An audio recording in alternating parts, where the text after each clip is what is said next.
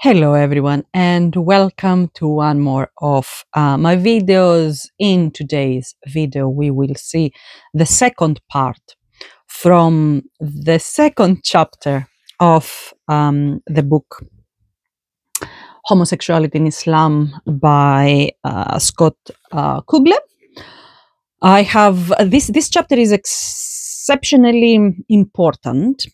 Let's put it that way. That's why I have split it into videos, lengthy videos, both of them. I know that the attention span of the average person is very limited. And when the videos are 90 minutes, 100 minutes, it's difficult to follow in detail.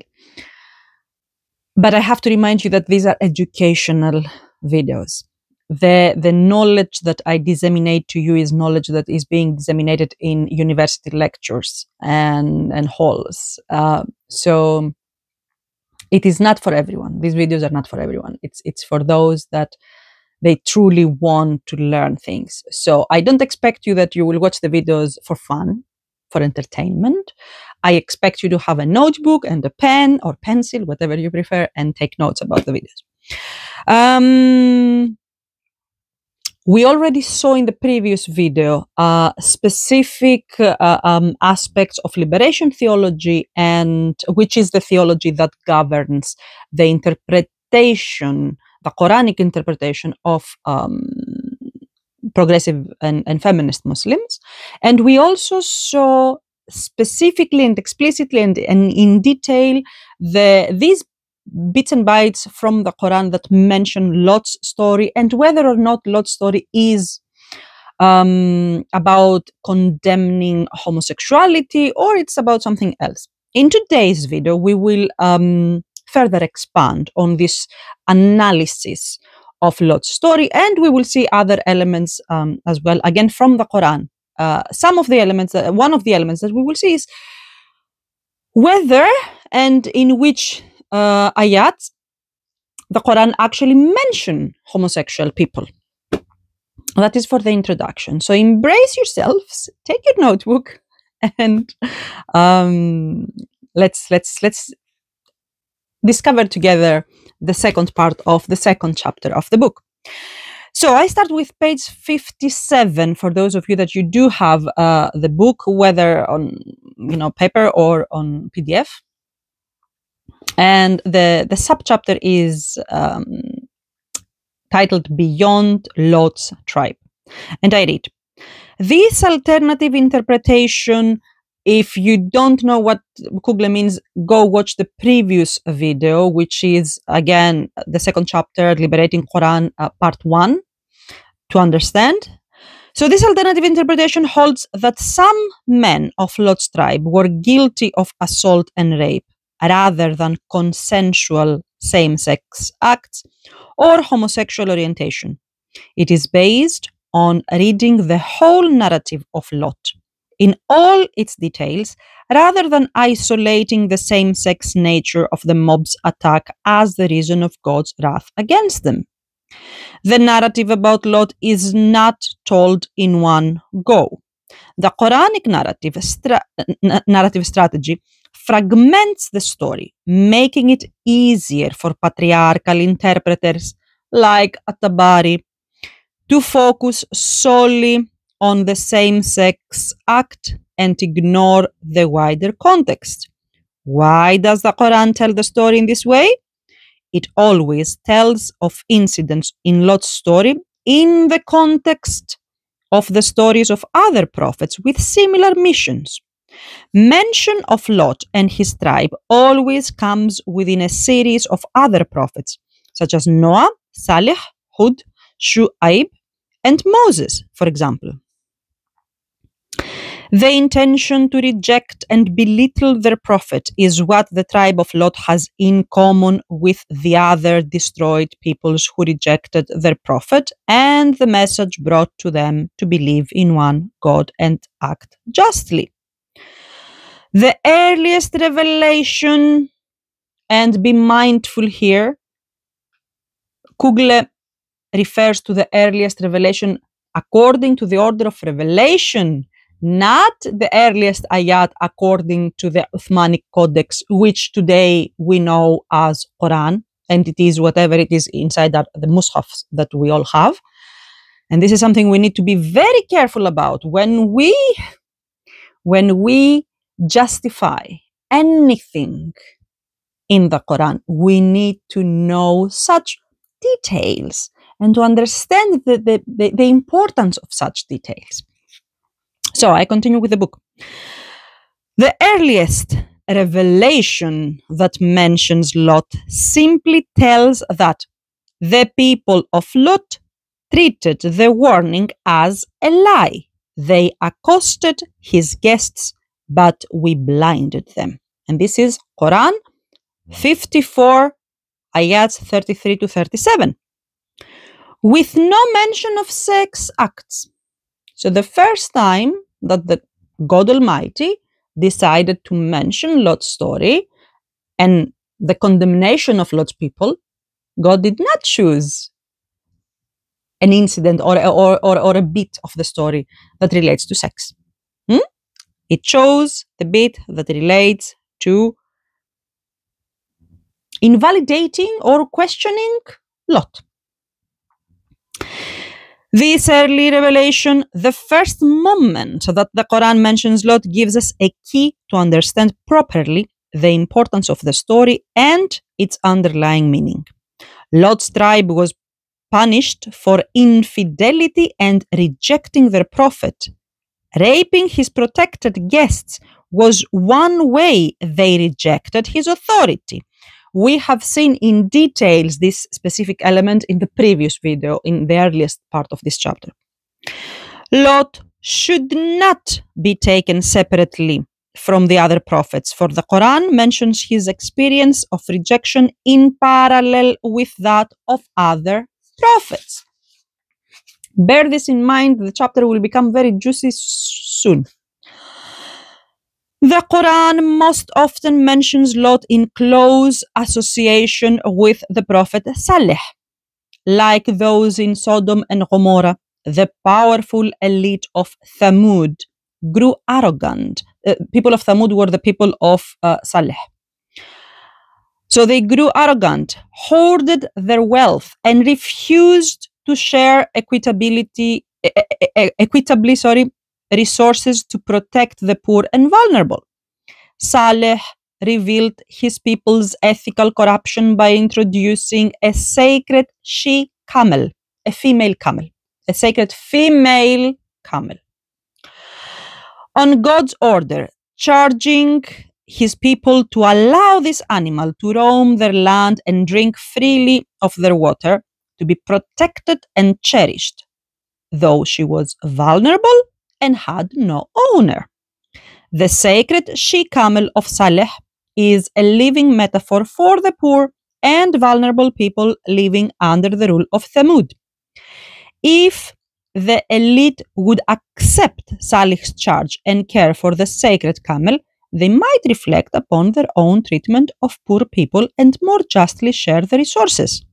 But the elite of Thamud rejected Saleh's prophethood, ridiculing the God who sent him and the message that he brought. The people of Thamud are, in the Quran, God describes them as people that they carve the stone or the mountains to create houses. So the general understanding is that they are the people that lived in the area that today is known as Petra in Jordan. Instead of attacking him, Saleh, directly, the people of Thamud attacked his sacred she-camel, tied her up, and slaughtered her. And this incident is described in the 7th chapter of the Quran, the way we have it today, ayah 77. And then Kugle continues and says, and this is very important, pay attention. Would anyone take seriously any interpretation of the Quran that claimed the people of Thamud were a unique society that hated camels? If one applied to the story of Saleh the interpretive strategy that classical scholars like At-Tabari apply to the story of Lot, this is what one must assert. Yet no interpreter claims that they perverted nature with a lust for camel blood that corrupted their inner dispositions just because they slaughtered the sacred she-camel of Salih. No one claims that Salih was sent to Thamud specifically to forbid the slaughtering of camels. No interpreter reads Salih's story as relevant to the crime of camel theft or animal murder. No one charges that such an act is a major sin and an offense punishable by death. Nobody suggests that a Muslim who appropriates or kills a camel not rightfully belonging to her or him should be punished by asphyxiation in a legal ruling that approximates how God raised the people of Thamud in a volcanic eruption. Anyone suggesting such an interpretation of Salih's narrative would be gently reminded that they had missed the basic point of the story. Yet the same logic of interpretation is applied to Lot's narrative and accepted by most Muslims who claim that Lot's tribe was unique in committing homosexual acts, that Lot was sent with a prophetic mission specifically to forbid these acts, that the entire tribe, men, women, and children, were destroyed because they perpetrated homosexual acts or accepted homosexuality in their midst, and that Muslims must punish with death anyone found guilty of such acts or attitudes. Despite the fact that they apply such logic only to Lot and not to other prophets that God relates to Lot's story, and that none of these conclusions is a literal reading of the Quran, most Muslims strenuously resist any critique or suggestion that this is not an adequate understanding of these verses. Gay and lesbian Muslims are not the only ones to point out these blatant contradictions in how the Quran is interpreted by classical scholars. Ibn Hazm, himself a scholar, a classical scholar, pointed out this faulty logic 1,000 years ago, but he was largely ignored. We have already discussed about Ibn Hazm. I believe that Ibn Hazm was firstly mentioned in the first chapter, so in 2 videos back, if you want to go and check the details. I will, if I remember, I will put the links for the previous videos related to this book in the description, in the video description, so you can easily go and check the other videos. So I hope you got the picture here. What Kugle says is that Lot's story in the Quran is not being presented on its own as a unique story against homosexuality, is being mentioned fragmentedly in conjunction, if you want, in related with other stories of other prophets, that their people similarly ignored the prophethood and did what the prophet said, don't do it. Okay? Do you see how classical scholars and today's anti-homosexual Muslims, I'm pretty sure they ignore these elements, that if you haven't applied interpretive methodology in the story, let's say, of the people of Thamud here, why do you apply it on the story of the people of Lot? I mean, which brings us to one of the elements that Kugle mentioned in this chapter earlier in the previous video, that it was not that they found strong evidence in the Quran, that's why they decided that homosexuality is a sin. It's that they wanted homosexuality to be labeled as sin, and later, now we will see today in this video, we will see later why they had this need. So they had already decided that homosexuality should be deemed as a sin for Muslims, and what they did is they took bits and bytes. They fragmented. They already fragmented mentions of Lot. They only focused in one or two incidents, ignoring the rest, to justify their already decision, the decision that they already had. Anyway, we continue. Page 59. No, we don't continue page 59. I have to say, I said it before and I will say it again. This book, these chapters are exceptionally well written. And I have done my best, God is my witness, to omit bits and bytes so that I will make the videos shorter. It's very difficult. It's very difficult. Here I will jump 3 pages and we will go to 2.5 pages. We will go to page 61. And I read, last paragraph of page 61. Even if jurist interpreters were right that Lot condemns same-sex act between men, if this would not necessarily apply to Muslims because the Quran's revelation abrogates the legal force of earlier revelations and the legal systems put in place by earlier prophets who brought them. In other words, Muslims are not obliged to follow Christian mores, even though Muslims regard Jesus as a prophet who brought a revealed message that it is divinely inspired guide for a religious community, and Muslims are not required to follow Judaic law, even though Muslims revere Moses as a prophet and respect the Torah. Muslims will only follow as law those aspects of earlier dispensations that are confirmed by the Quran and were put into practice by the Prophet Muhammad. And we do not have, I will not say that. In the next video, we will see what Prophet Muhammad was practicing in the hadith towards homosexual people of his community, which means what? Homosexual people, that they were companions, companions of the Prophet. This in the next video. Be patient. I almost slipped my tongue and said it. The complex theological idea of abrogation defined Islam as a new religion. That's why Islam is a religion on its own. It is not a continuation of Judaism. It is not a continuation of Christianity. The Quran came to correct misunderstandings of the previous religions and stands as its own religion. If we are to mimic what the Christians do or did, there's no point. And in the bits and bytes that I skipped, I would love to read all of it, but I can't. The reasons why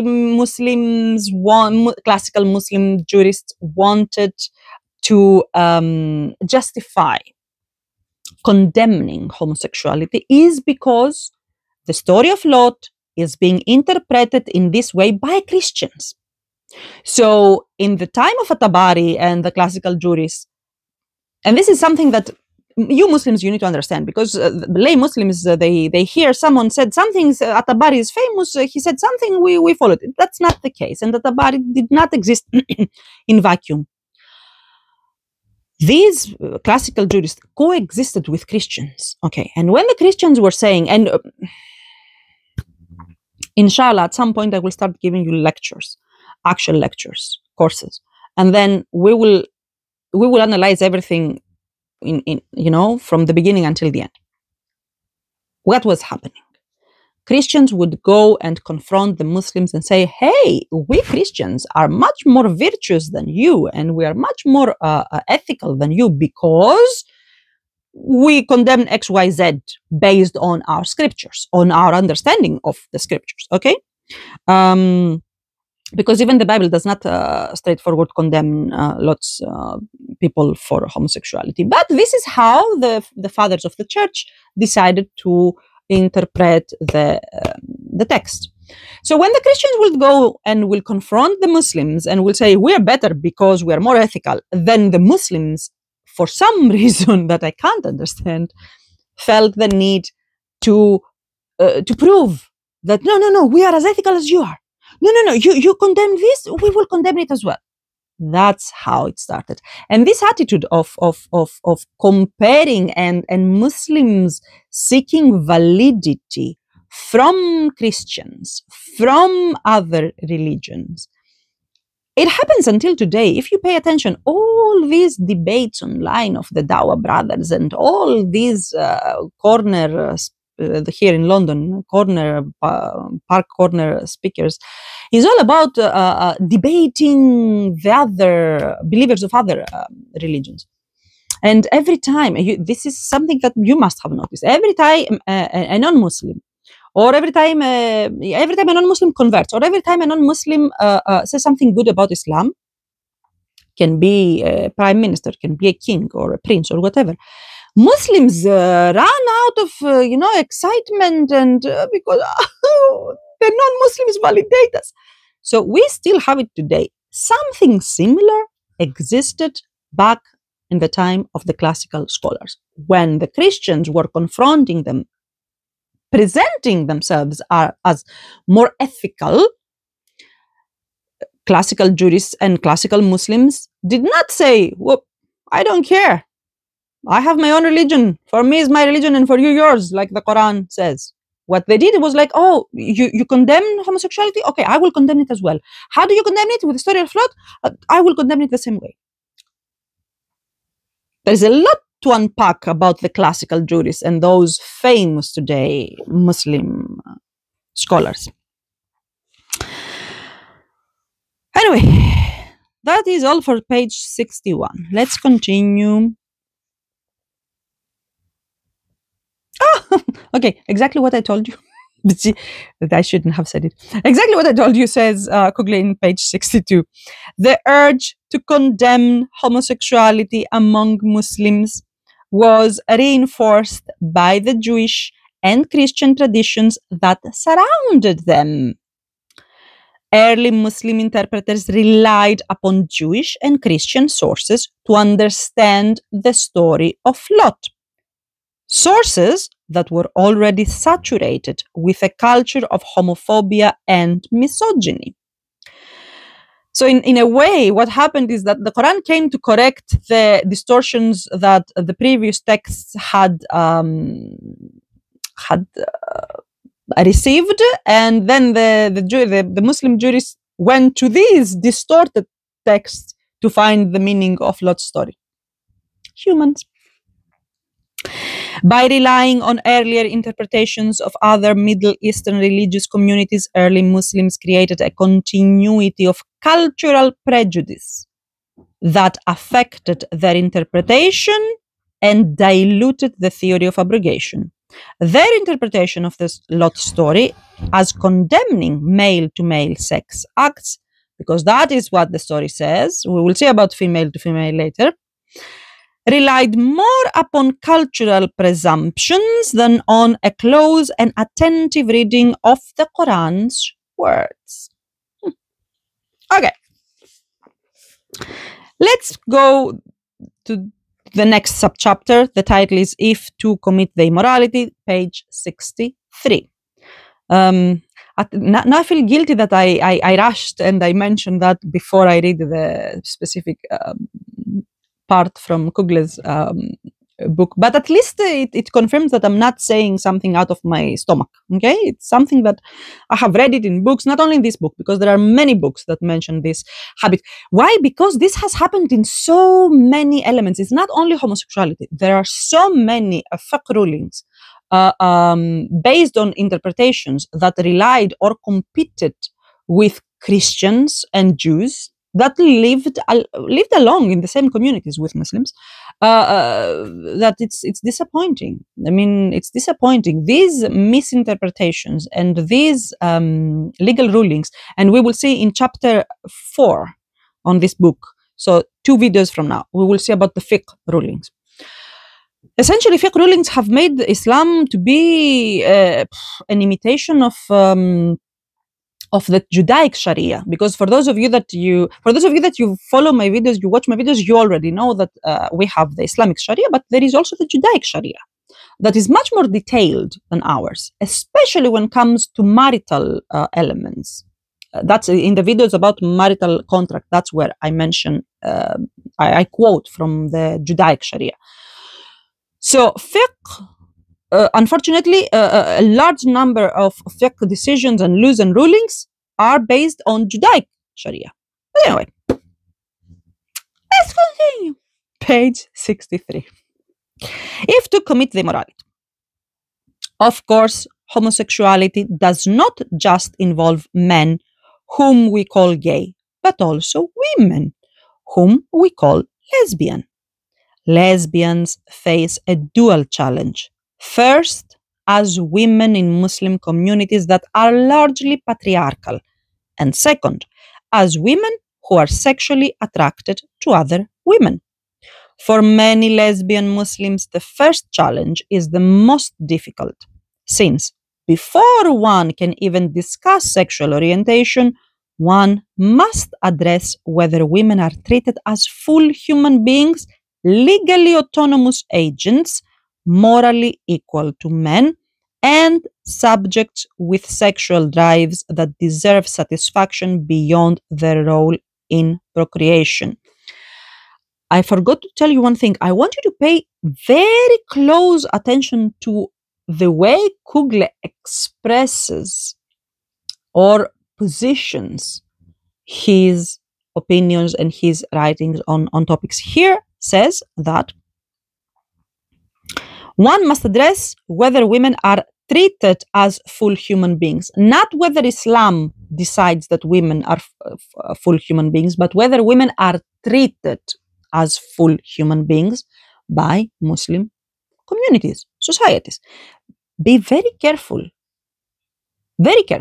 on the language that Kugle uses. This book is a masterpiece when it comes to correct positioning and expressing opinions. I will elaborate later on that at the end of the video. Where was I here? Yeah, I continue. Muslim jurists and interpreters in the classical period produced some female affirmative decisions.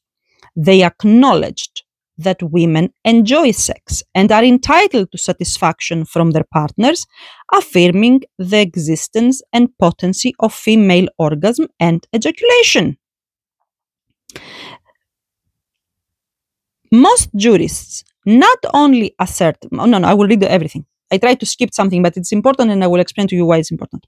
So, they emphasized the equal participation of male and female liquids in conception, imagining the egg and sperm to be equal and autonomous agents who come together to draw up a contract of mutual obligation in radical contrast to earlier Hellenic, Jewish, and Christian theories of sex and fertility in which only the man and his sperm were active agents. Most jurists not only asserted the legality of non-reproductive sexual intercourse, but also affirmed its positive role in cultivating pleasure and generating tenderness between partners. They even lauded foreplay, caressing, and sexual activity for pleasure, not restricted to procreative intent, as following the sunnah of the Prophet Muhammad. And why do I love this part of the book? First of all, I have to admit that I was not aware of that. The first time that I came across books mentioning specifically female sexuality was approximately 4 or 5 years ago. And it was through an acquaintance that had books of Habiba Kante. I have them today. I especially bought them. We will read, inshallah, we will read some of these books from Habiba Kante, who is contemporary, and from classical interpreters and jurists. But why I decided not to skip the element of Hellenic, Jewish, and Christian understandings? Because although the earliest scholars of Islam decided that, women deserve sexual pleasure, and sex is not only for procreation, sex can be solely for the element of joy and pleasure and connecting, bringing closer together husband and wife, okay? Although this has happened by the early Muslim scholars, somehow later on, Practice, and we will see Kugle talks about that, changed that, and people started going back and polluting Islam with these ideas. And I have never responded to this message. There is a person that I know him, and you know him because he's on YouTube, that at some point when I uploaded a video in August about muta marriages and temporary marriages and nikah marriage, and I mentioned that, yeah, you know, intercourse for pleasure is something okay in Islam. Although he's very learned, and he's a sweetheart. He's although he's a male, he has very good intentions. He sent me a long message with his response to my video, and he mentioned the element that, oh, but you know what, intercourse is for procreation. Not in Islam. This is the understanding in Christianity and Judaism, not in Islam. And also, in why Kugle says Hellenic, because in ancient Greece, and I know because I'm Greek and I studied the ancient Greeks, in ancient Greece, where homosexuality was very, very, very it was common, it was the normal. In many city-states, because we didn't have an entire state, women were only used for procreation. That's why men were getting married. So they were getting married with women to have children, and they were having intercourse with males for pleasure. Okay, this was in ancient Greece, not in the entire ancient Greece, as you understand it today. In certain city-states, we know we have evidence today. Christianity and Judaism also wanted women to be solely, first of all, they were the possession of men, and this is something that we will discuss, inshallah, in the course about fiqh and law. In the Abrahamic law, a woman does not have agency. A woman is a possession like an animal, and the whole purpose of a woman is to give children, because children were wealth. So initially, Muslim scholars had absolutely accepted and had read in the Quran the idea, and the Prophet's paradigm, that intercourse can be for fun. It doesn't have to be only for procreation. And women deserve to have, and there is a rich literature, now I know, before I didn't know, rich literature on female pleasure, on how Muslim women, even a Muslim woman, for those of you that you don't know it, a Muslim woman can divorce her husband if the husband does not please her sexually. He can be an angel, he can be the richest, he can be the most, magnanimous. But if he does not please her sexually, this is a legit reason for her to seek for a divorce. That's why, although marriage in Islam is strongly encouraged, if a man is incapable of pleasing a woman sexually, for this man, marriage is haram. But these are details that most Muslims don't know or ignore. Anyway, we will see, inshallah, when I will run the courses, we will go there in detail. Anyway, back to the book. Practice often did not live up to this discourse, presenting a positive view of women's sexuality and sexual pleasure. Local communities and individual families stressed the uncleanness of women's sexual organs owing to menstruation, and often spun this into a theory of women's inherent moral brokenness. Though Muslims generally accepted that women desire sexual satisfaction, patriarchal men often exaggerated such desire into an uncontrollable force that overwhelms women and corrupts the rational faculties, justifying male control over their movements and societal interactions. Al-Ghazali, I have a video about that. If you it's the video that okay, many people swear at me or vilify me under my videos, but no video has created such a wave of hatred like my video about Al-Ghazali. Anyway, too often discussions of female sexuality was reduced to urging women to satisfy the male prerogative of penetration and preventing any social, spiritual, or intellectual activity of women that might threaten this prerogative. For those of you that you don't know, the word prerogative is the right of privilege exclusive to a particular individual. So the idea is what? Men need sexual satisfaction. So the woman's role is to please the man. Her pleasure? Tuesday. In general, Muslim jurists did not attentively address sexual acts between two women because they defined sexual intercourse as penile penetration. So, in the if you even today, if you go out and you ask random Muslims and you tell them what is sex, their idea of sex is penetration. They never asked the obvious question of whether penetration, whether with a male penis or anything else, is the epitome and extent of female sexual satisfaction. I'm a woman. Should I tell you? No, I should. No.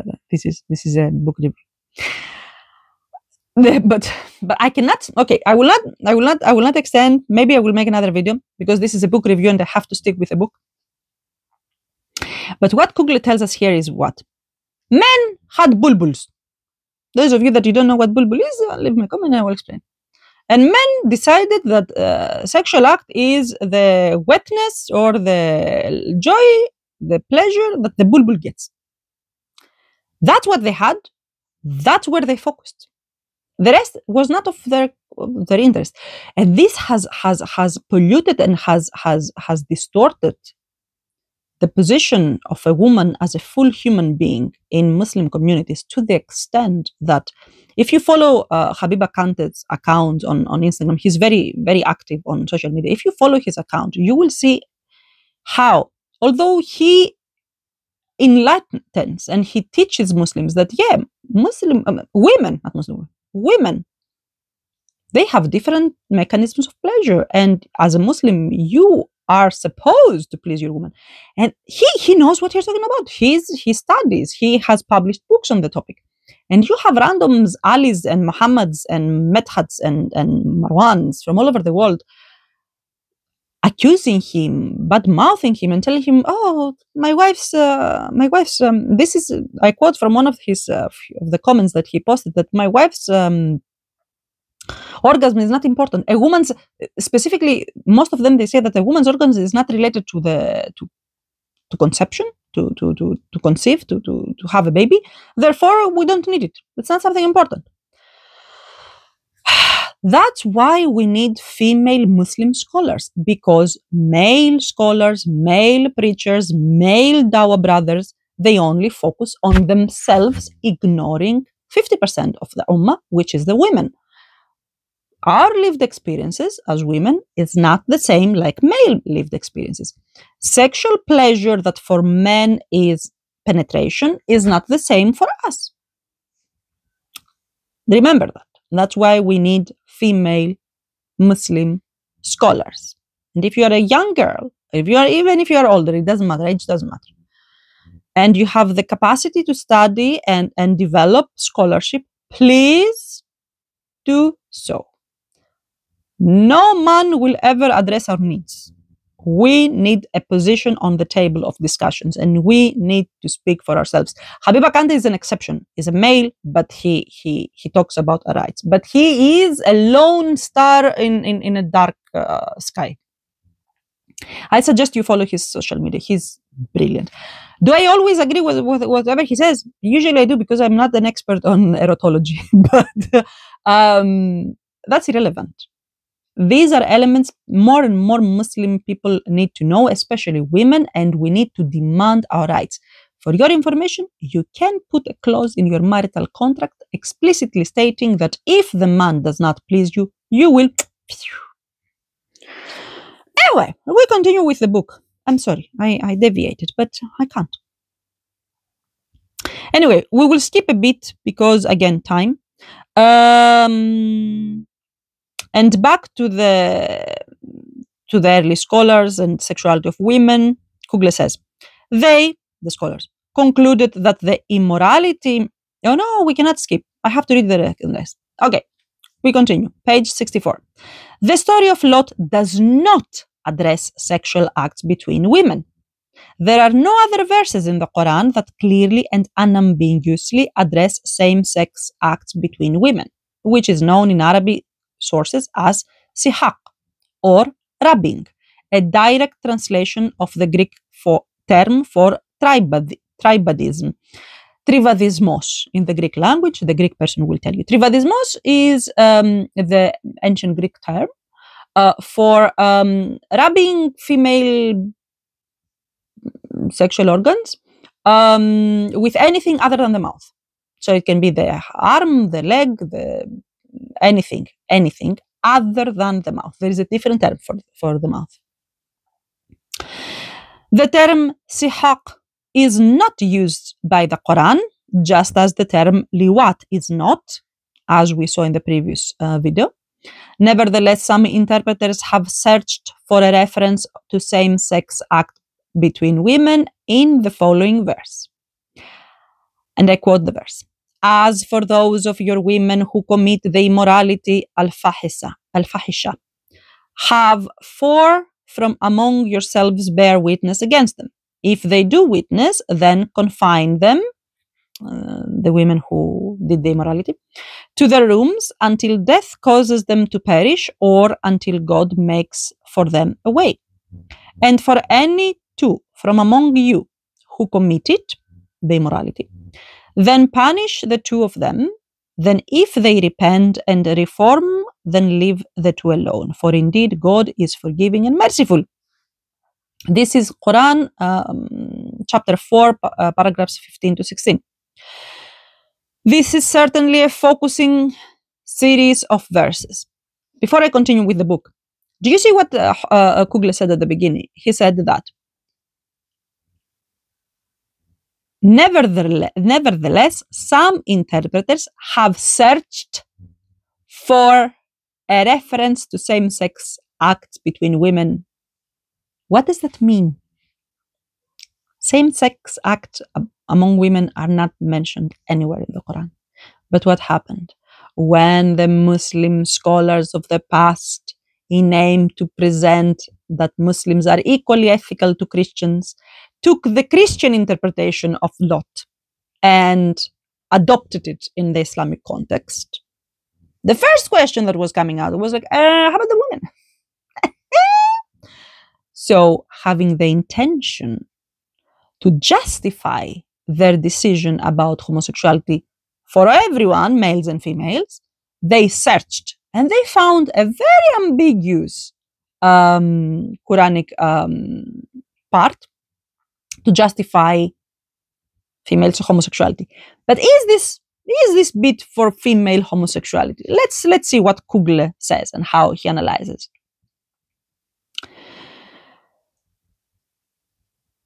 This is certainly a confusing series of verses.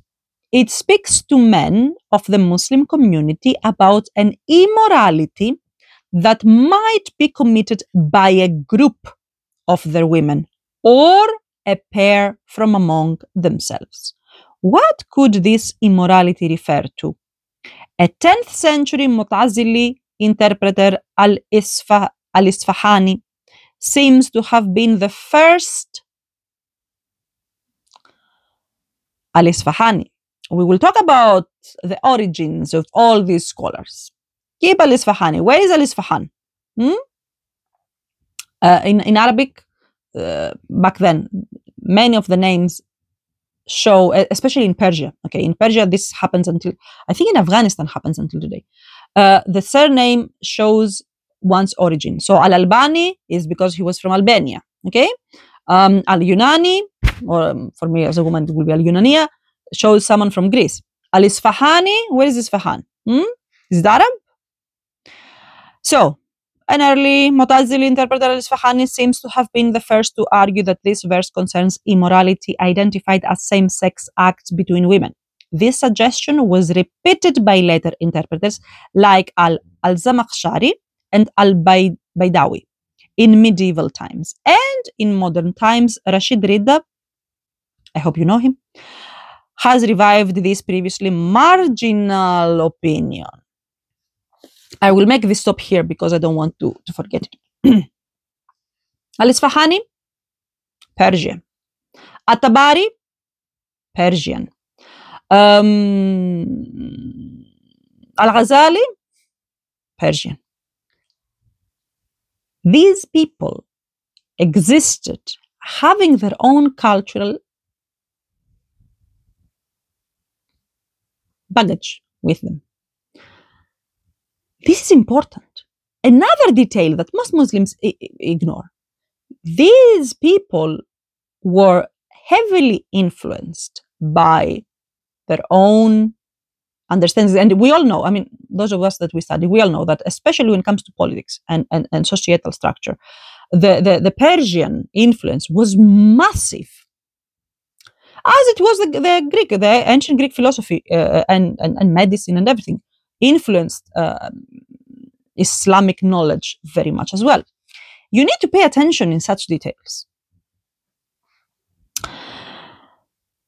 They concluded, all these scholars mentioned here. Oh, another thing, Mu'tazila. So Al-Isfahani was Mu'tazila. Okay, and if you talk to an average Muslim today, they will be so passionate to tell you how bad Mu'tazilas were, or Mu'tazilis were, and how they were distorting Islam, and it's you know, they were non-believers, etc. Do I agree with these ideas? I will make a video about that. But they will passionately fight against Mu'tazilism. But all of these Muslims, that they fight against Mu'tazilism so passionately, they follow the idea that was introduced to Islam by a Mu'tazili. Do you see the paradox? Do you see the ridiculous reality of today's most Muslims? Anyway, let's continue. This is why in Greece we say half knowledge is worse than no knowledge whatsoever. This is the reality of contemporary most, not all, of most contemporary lay Muslims. All these boys and girls that they come under my videos and other videos and, you know, online, and they scream about, oh, you promote immorality, you need to be burned in hell. They know bits and bytes. They don't even know. They have listened to popular opinions and they parrot them. Half knowledge is worse than total lack of knowledge. And here I will agree with my Greek ancestors. Usually I don't, but in this one I agree. Anyway, I'll continue. They concluded that the immorality referred in the Quran, in the Quranic bit that we read, referred to in these verses is lesbian sexual intercourse. They drew this conclusion because of the insistence of 4 eyewitnesses to the immorality, which is the same requirement for punishing heterosexual intercourse without a contract, zina. Okay, because marriage is any type of marriage, because we have many types of marriages. Okay.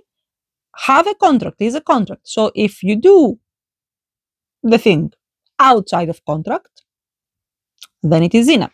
And the same thing applies for eyewitnesses. To which, okay, I will not elaborate, but I don't totally agree with that, because how possible is it to have 4 people watching 2 people doing it?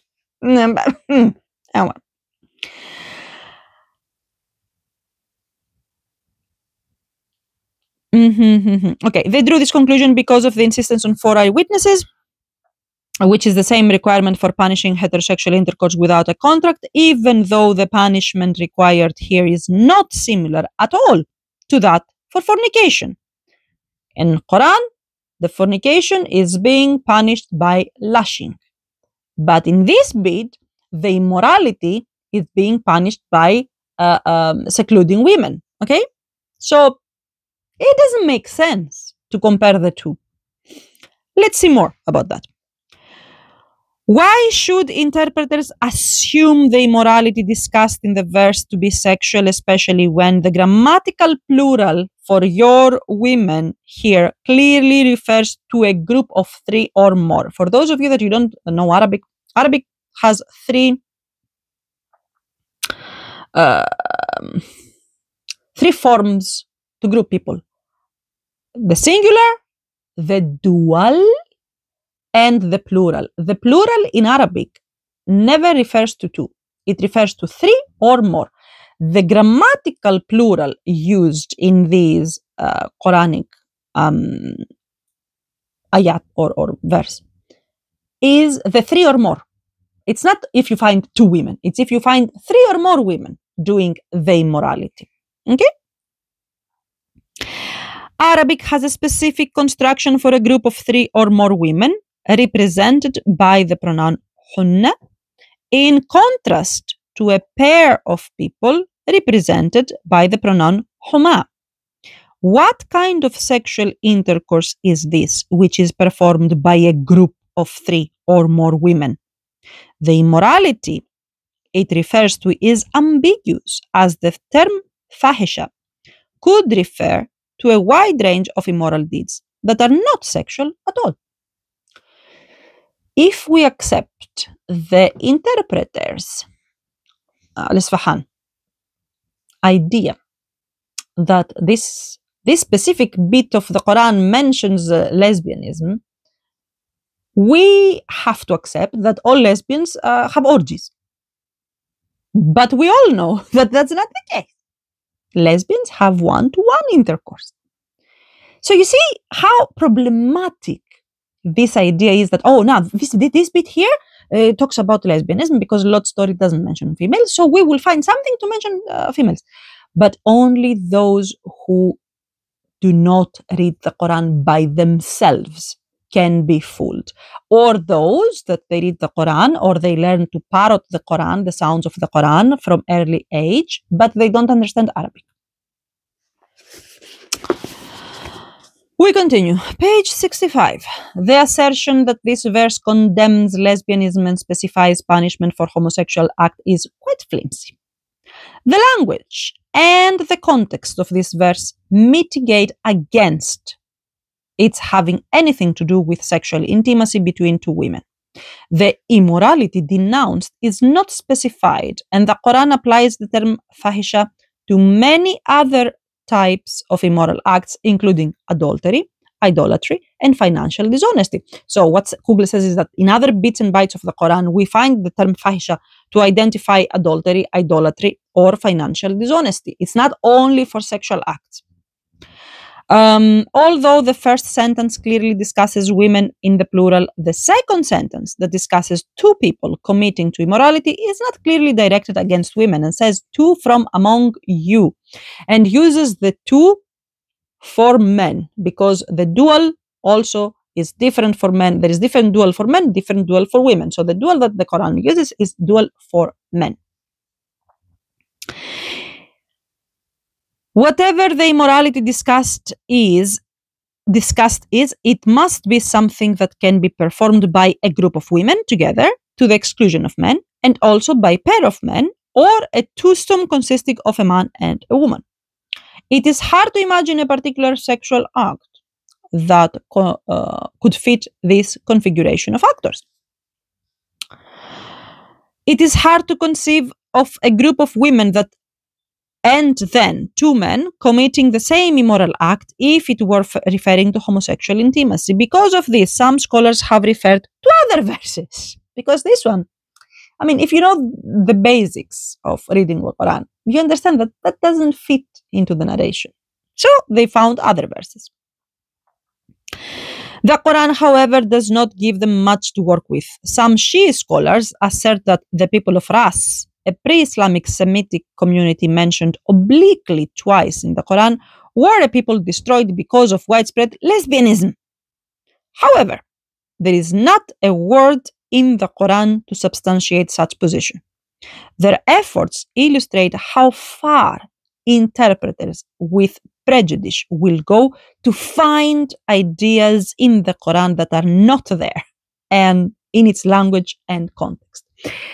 In other words, they were passionate on finding something to condemn homosexuality, especially females' homosexuality, because they couldn't. I mean, for males' homosexuality, they sorted themselves. They took the Christian narration and they put it in Islam, and khalas, we finished.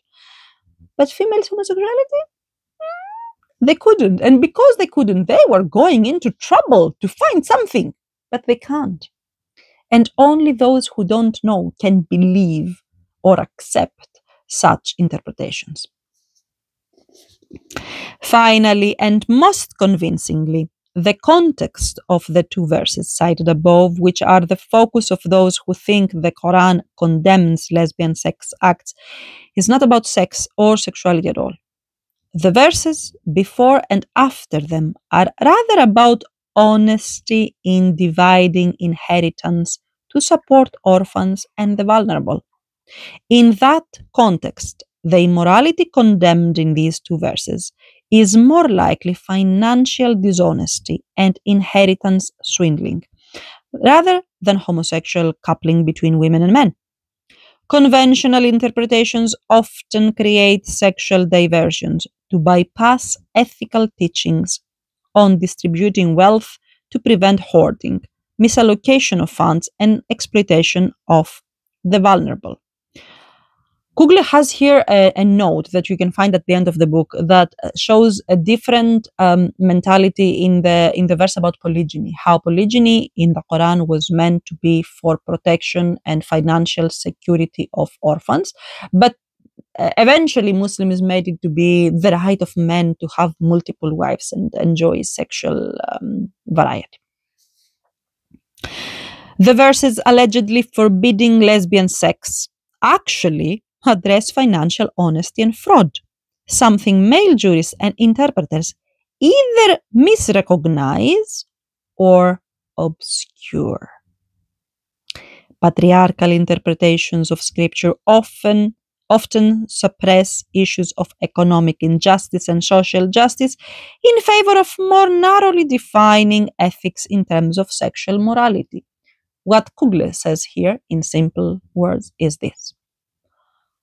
These specific verses that we about the immorality of 3 or more women and 2 men, if you read them within their context, if you read the verse above and the verse underneath, talks about inheritance.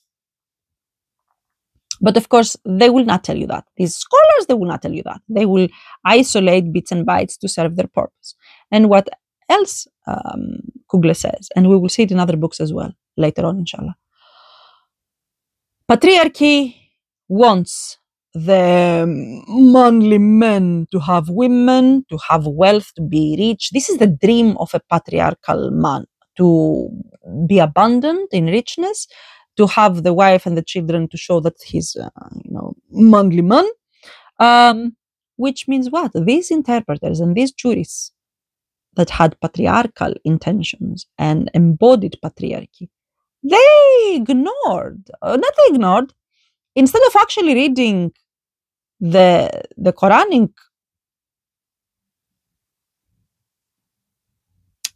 I will not say order, but I will say demand to be just financially, not to take your sister's inheritance, not to take the inheritance of the poor, of the orphans.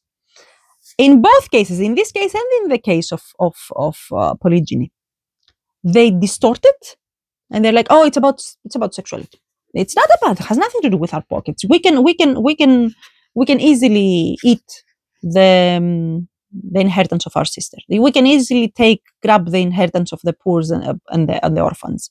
That it's not about. It's not that. No. The Quran talks about our genitalia only. Nothing about us stealing. What's that? Anyway, we'll continue. Page 66. Positive identification of gay, lesbian, and transgender persons in the Quran. In other words, does the Quran mention homosexuals? Let's see.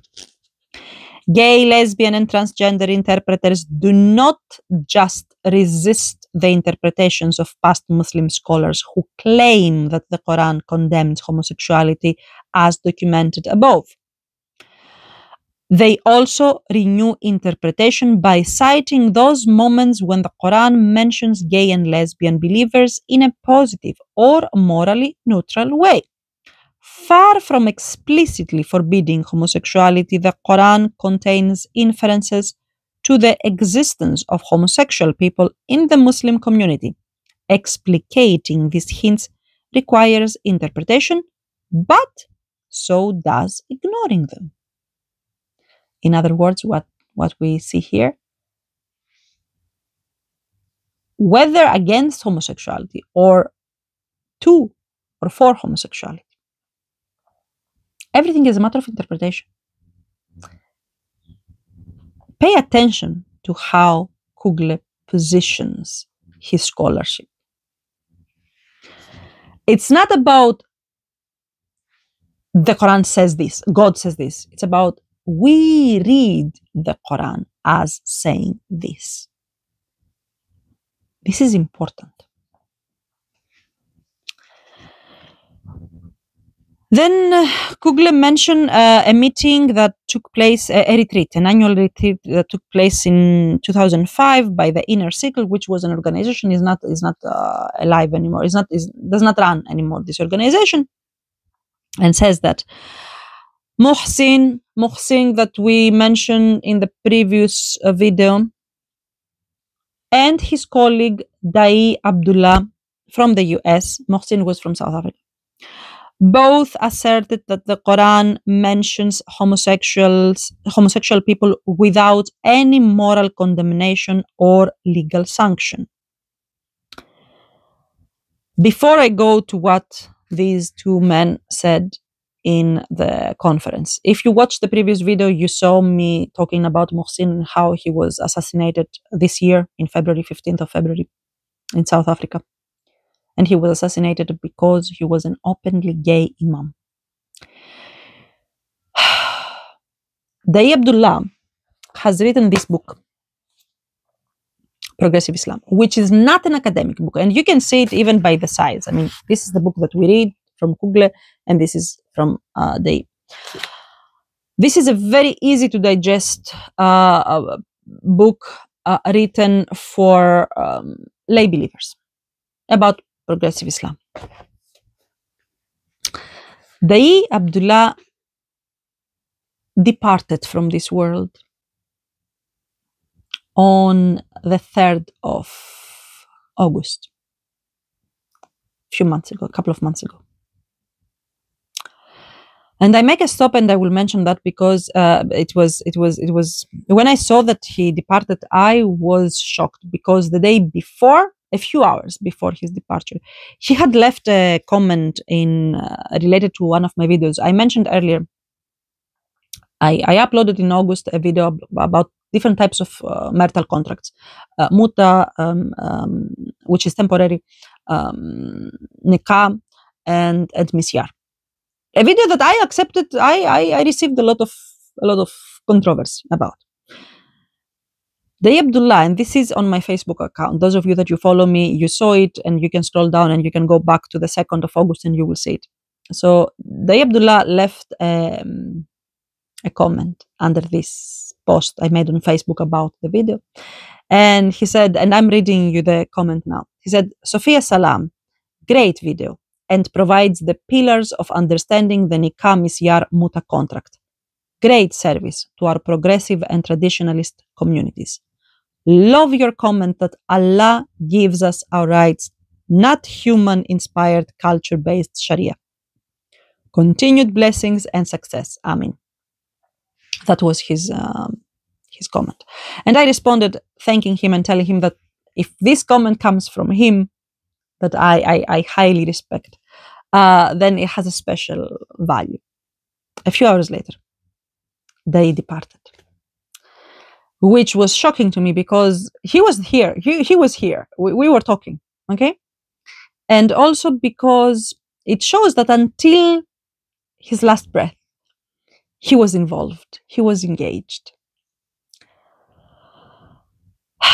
Dai and Muhsin were 2 out of the 6 openly gay Muslim imams we have in the world. Dai, it was Dai in Colombia, Mohsin in South Africa, and we have one in France, one in Australia, one in Iran, and one in Toronto. These are the six openly gay moms. And Dai, although he was not very scholarly, he was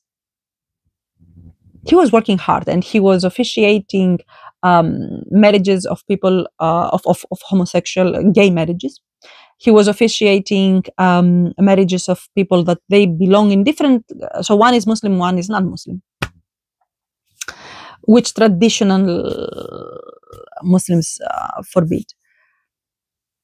And always when one of these people depart, I have the pain of we will miss them and we will miss their good deeds. But also the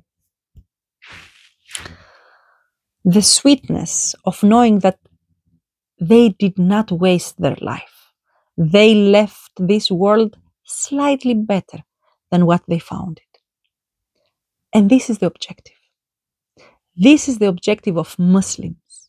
A Muslim is not in this world to make the world harsher and more punishing and more, painful. No.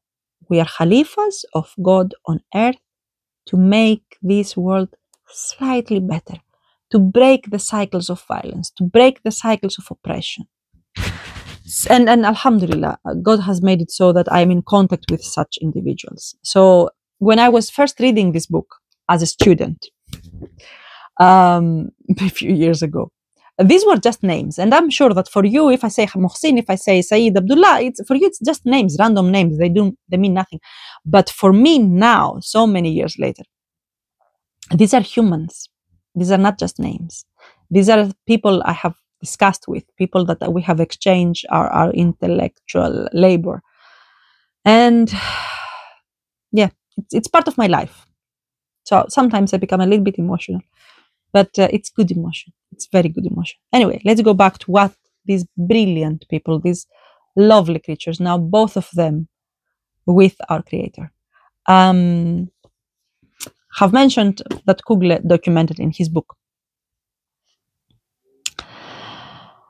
Both asserted that the Quran mentions homosexual people without any moral condemnation or legal sanction. The first mention is in a verse referring to minority groups defined by sexual orientation and gender identity as part of the creative will of God. And this is, now I read from the Quran.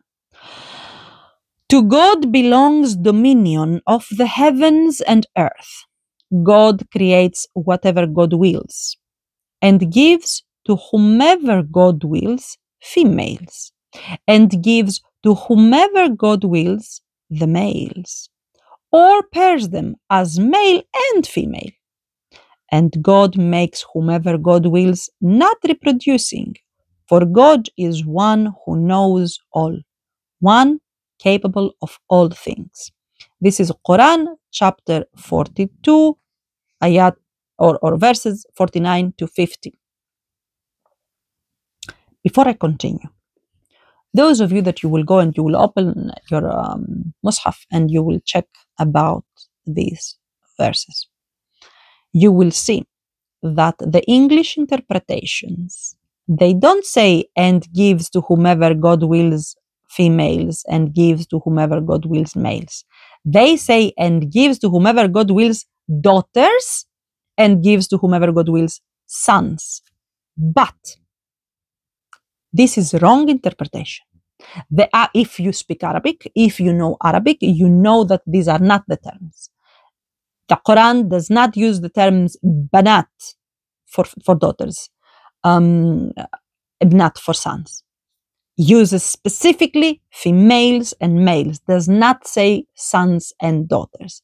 And this is why it is very important to know the interpretations that we read, because as I have said many times before, even Arab speakers, they don't understand Quranic Arabic. But even if we assume that some terms they understand them, vast majority of Muslims today are not Arabs. Arabic is not their first language. So The Quran, in this specific verse or verses, is mistranslated to corrupt the actual meaning of God's words. Remember, God in the Quran so many times tells us not to corrupt.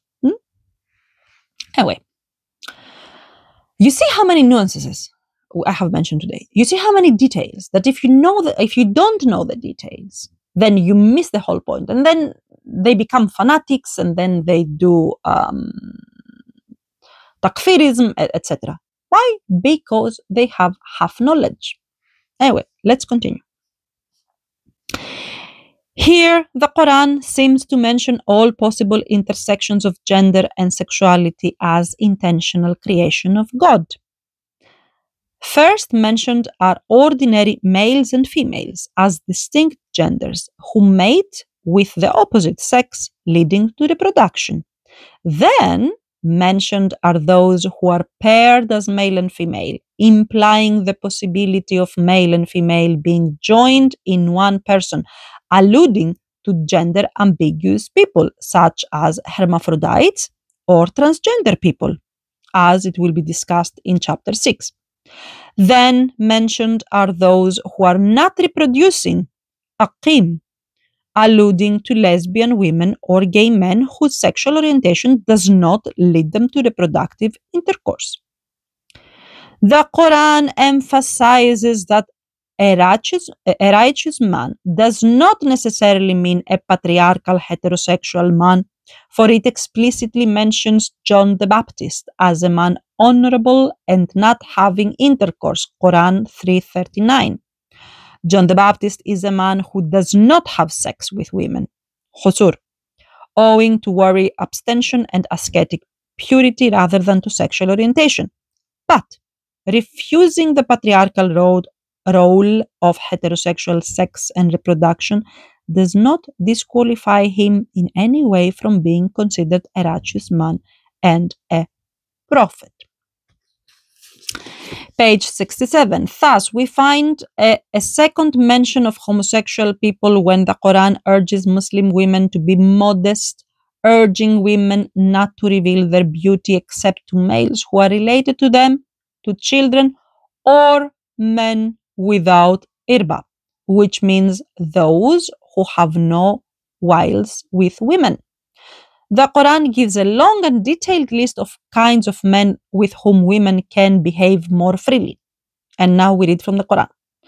Let them, Muslim women, not display their beauties except to their husbands or their fathers or the fathers of their husbands or their sons or the sons of their husbands or their brothers or the sons of their brothers or the sons of their sisters or their women folk, their slaves, or their followers among the men who have no wiles with women or children who do not recognize the sexual nakedness of women.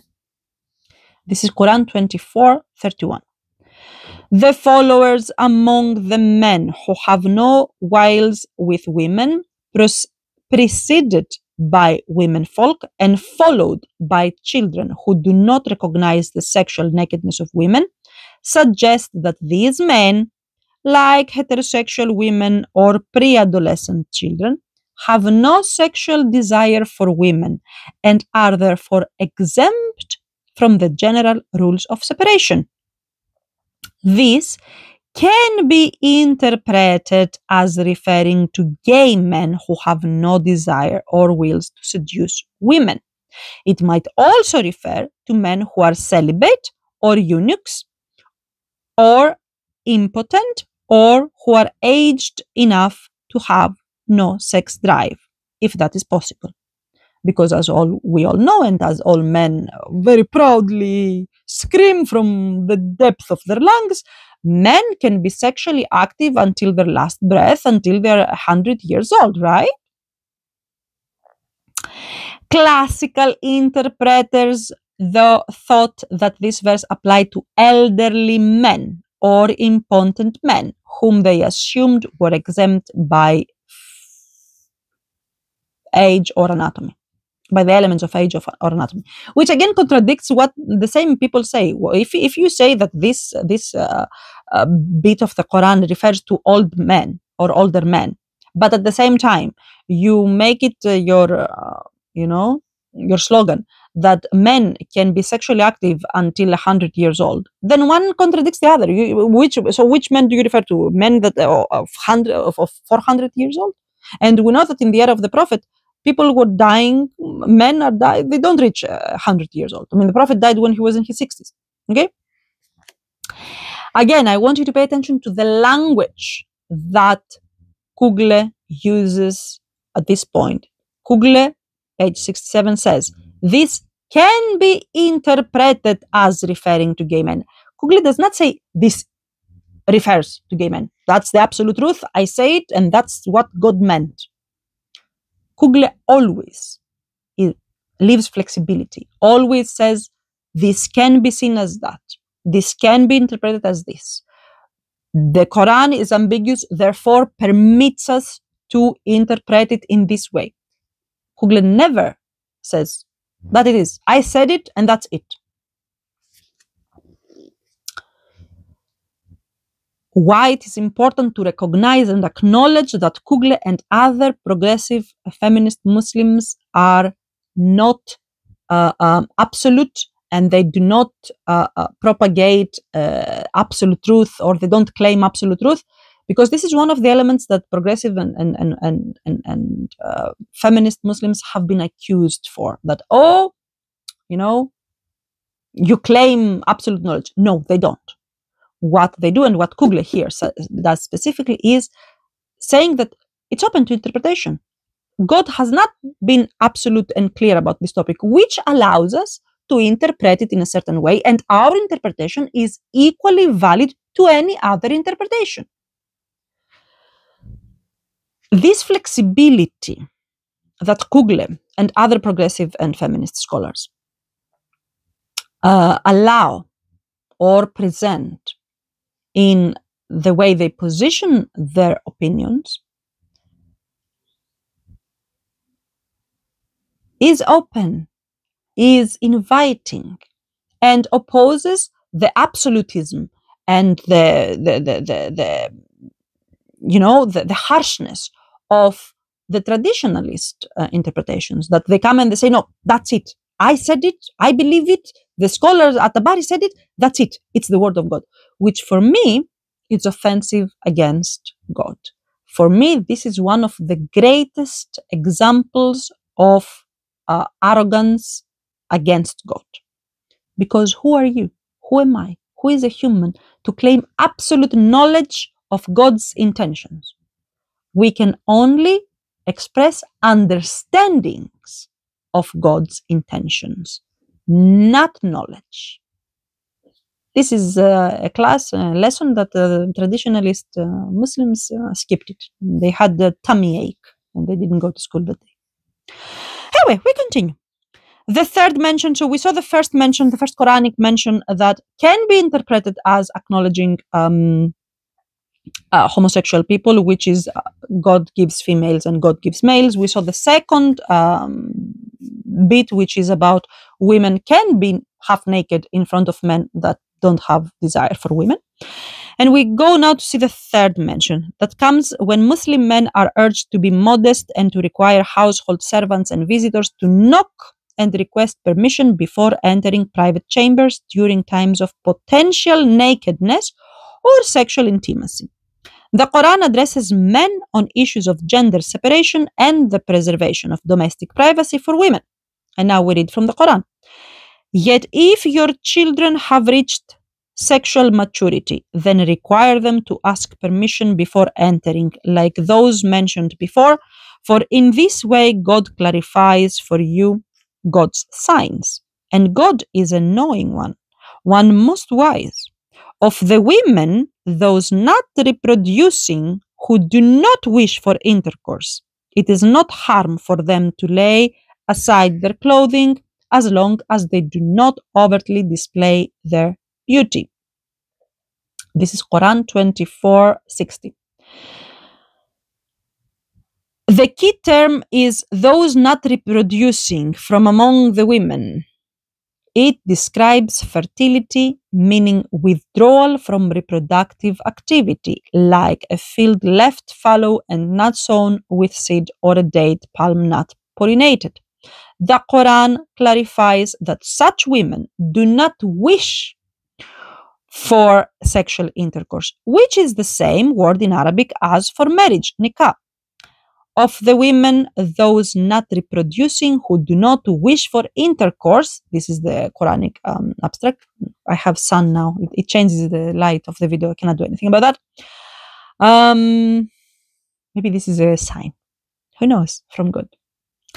Of these women, anyways, these women can remove their modest garments as long as they do not brazenly display their beauty. This description could apply to lesbian women.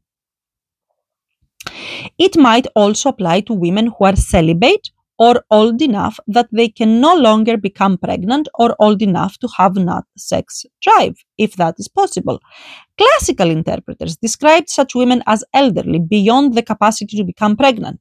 They allow only the elderly as exception to the rules guarding against social mixing of opposite gender people, which might lead to sexual attraction and seduction, like what they did in the previous abstract that we saw from the Quran.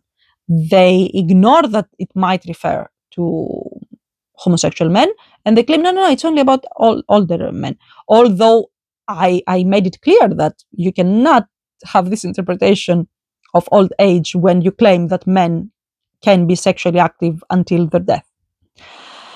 However, we know from sexological research that postmenopausal women are still sexually active and often desire intercourse, which is another big misconception that unfortunately survives until today in patriarchal societies. I will not say only Muslim societies, because I'm Greek. Greece is a unfortunately, massively patriarchal society, and they have the same ideas. That, if you hit menopause, no more fun. That's not true, though. We know that. It may be that the reason some women are not reproducing, as mentioned in the Quran, is because they do not desire sexual intercourse with men owing to their sexual orientation rather than merely their supposed lack of fertility or libido. And again, you see how Kugle introduce us to this idea. It doesn't say that's the reason. It says it may be the reason. No absolutism, no dogmatism here, no dogma, no absolute, I claim the absolute truth. In his presentation to members of the inner circle in Cape Town, Dai Abdullah concluded, those are the two verses, the last two that we mentioned in the book, that I use to substantially assert that the Quran says, reading it in this context, that we, gay and lesbian Muslim, are there and that we are the creation of Allah. Day and Muhsin and others in the support group assert that these verses show that the Quran does acknowledge the existence of lesbian and gay people within the Muslim community and accepts that their different psychological state in terms of sexual orientation exempts them from the normal gender separation that defines modesty for the heterosexual majority, which would make sense. I mean, as a Muslim woman, I dress modestly, but if I am next to my to a male homosexual friend, I can show my cleavage. I can show anything. I can show anything I want because it doesn't matter to him. You know, the same way that if I am with sisters, if I'm with women, I can be in bikini if I want to. Because if I am in the presence of heterosexual sisters, because it doesn't make any difference to them, like it doesn't make any difference to a toddler if I'm half naked in front of them. You see, that it doesn't take much brain to think. I will not say more about that. Anyway, let's go to the last bit. Last bit, I promise. How much? Oh. The last bit, page 70, interpretive debate, argument by wholesome means. Interpretation of the Quran is a process of debate, discussion, and argumentation. It always has been that way among Muslims about every imaginable issue. There is no reason that issues of sexuality and sexual orientation should be any different. However, many contemporary Muslims shy away from debate, especially since 1975, with the oil boom fueling the international spread of Wahhabi-informed Islamic fundamentalism. Many Muslims have assumed that admitting ambiguity in interpreting the Quran is a tantamount to heresy. This is a sad collapse of the classical tradition of disciplined argumentation which made Islam such a strong and flexible religion. Gay, transgender, and lesbian Muslims who engage in theological debate hope to contribute to a restoration of this optimistic spirit of dialogue and debate. As they speak out, they find that many Muslims will dismiss them as unqualified for debate, either because they are not madrasa trained, Muhsin was madrasa trained, let's say that, or because they are assumed to be sinners, or try to silence them by avoiding discussion of the issues they raise. So what we take from this bit, and with this I will leave. There is still the conclusion of the chapter, but I will not read it because we have already been very thorough in the text. What Kugle says here is that it is okay to reinterpret the Quran. It is supposed to be happening. This idea that the Quran, that we have one interpretation, our interpretation, and if you do not adhere in this one interpretation, you are a sinner, you are a kafir, is a Wahhabi sourced understanding. And if you are born anytime from 1970, because by 75 you will be 5 years old, onwards, perhaps you grew up in this setting, exposed to this understanding, this absolute understanding of Islam, but this is not how Islam was. This is not how Islam is. And we know, we have evidence that this is not how Islam was, because if it was like that, Ibn Hazm would not have criticized and rejected At-Tabari's understanding. Okay, so this was happening. This is part of Islamic practice, of Islamic intellectual production, knowledge production. And what progressive and feminist Muslims do is we bring back the actual way that Islam has developed, and we marginalize the absolute, almost cult-like understanding of Islamic practice, especially when it comes to knowledge production, that Wahhabi Islam, Salafi Islam introduced into Islam. That will conclude the second chapter. I will try the rest of the Quranic chapter was very important for me. Hadith is also important, but from that point onwards, I will try to be more condensed in the way I read the book. I want to, before I finish this video, I want to make a couple of remarks. Let me take my notes because I'm an old person. Oh, notes are not here. Okay, so let me say whatever I remember at this point. One point is, some of you come under my videos, the videos that I have made about this book, and you start attacking me, which is okay. I don't care. I'm Greek. I'm Cretan specifically. Cretan women, we are a different type of women.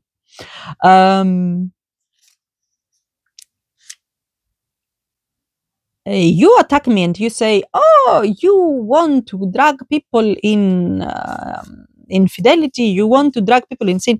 You have to be aware that when I read a book, when I do a book review, when at the beginning of the when in the thumbnail of the video you see a book, I don't express my personal opinions.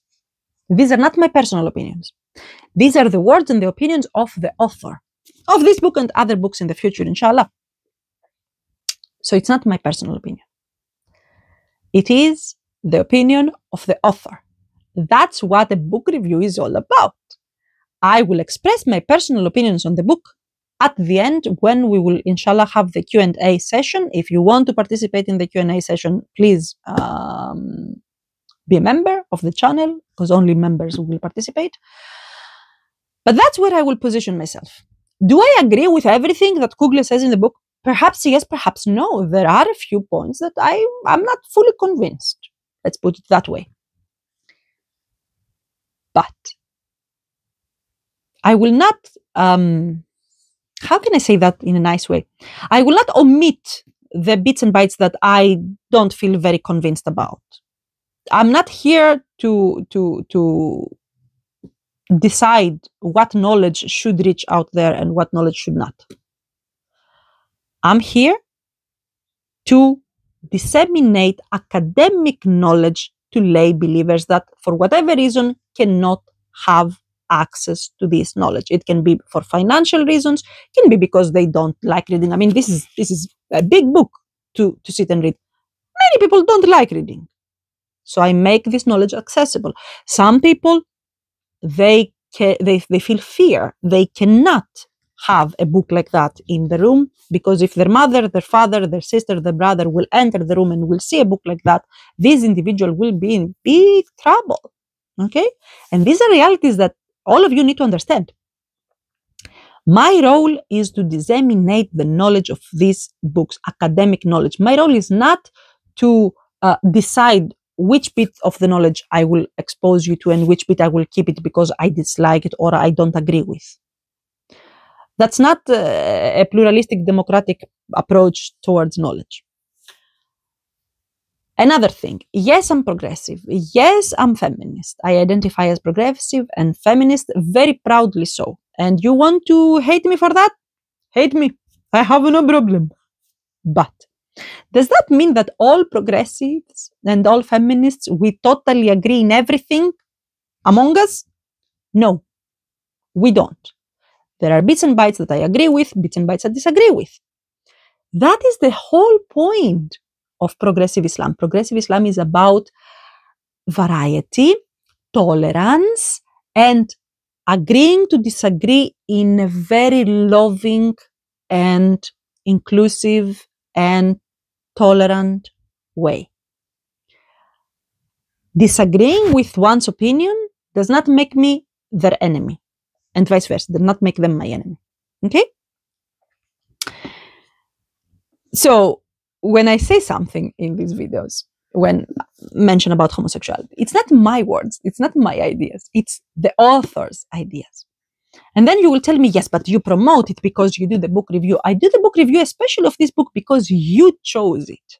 I followed democratic processes, like the Prophet, peace be upon him, he was following Shura, which was, he was taking the opinion of his companions before he takes any decision. The same thing. I published the books and you chose this book. But of course, you can come again and say, yes, but you bought this book. If you bought this book, you support this book. I support every argument, no matter how weak it is, for as long as the intention behind the argument is tolerance, love, peace, and lack or erasure of oppression. If the intention is tolerance and love and acceptance, even if the argument is weak, I will present it. What I don't present is any work that its intention is violence, death, and oppression.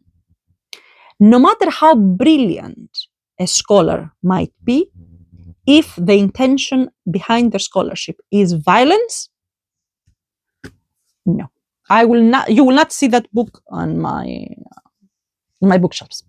Okay. Anyway, that was all for now. That's a lengthy video, perhaps the lengthiest I have made until now in English. Thank you for watching. Stay tuned. In the next chapter, we will see the Hadith. Big story about the Hadith. If you like the content of these videos, which is essentially the content of this book, please disseminate, talk with your friends, share the video, let them shout at me, not at you. Also, Q&A at the end of the session, at the end of the book, which will be after 4 or 5 videos in English, because I have the same videos in Greek. So membership only. If you are a member, you can take part in the Q&A, and there you can come and express your objections or your support or whatever you want. That is all for me from now. I need to take a break because I'm a little bit hungry as well. So stay peaceful and healthy and learn. Knowledge is important, and I will see you hopefully, or you will see me hopefully in the next video. For now, from me,